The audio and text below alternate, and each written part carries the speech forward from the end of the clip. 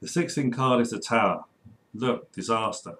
In the previous card I mentioned the eye, that's to do with the Aeon, and you can see that at the top of the card, can't you? There's the eye, single. So, he also, it's known as a Tower, and it's related to the letter Pe, which means a mouth, and it's also attributed to Mars.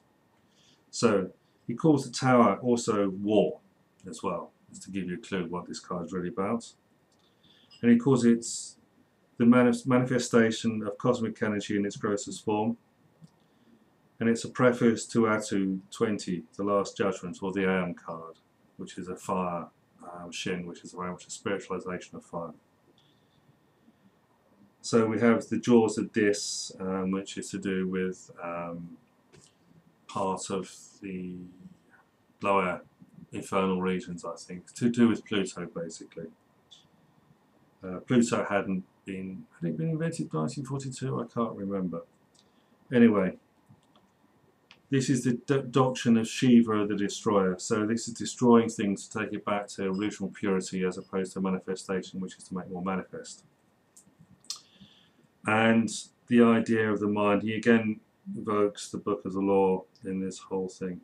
And you also have to talk about the contradictory and double senses and double meanings of the cards that go on in this thing as well. He talks about the effulgence of the eye, the dove bearing an olive branch, which is of course to do with Noah. And the dove came down to impregnate Virgin Mary as well. And you have the lion servant. And this card represents the will to live and the will to die.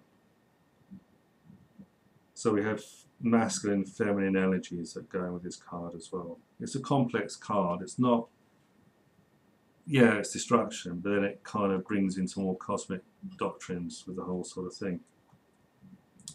So what does he say for the mnemonic for this card? He says, Bellona, scream, unhood the hawks. The roar of universe is crashing into war.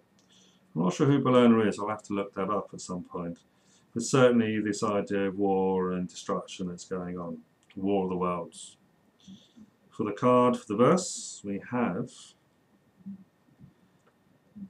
break down the fortress of thine individual self, that thy truth may spring free from the ruins. So we have the tower being destroyed. Okay. And it talks about quarrel, combat, danger, ruin, destruction of plans, sudden death, escape from prison. So it's a liberating thing ultimately.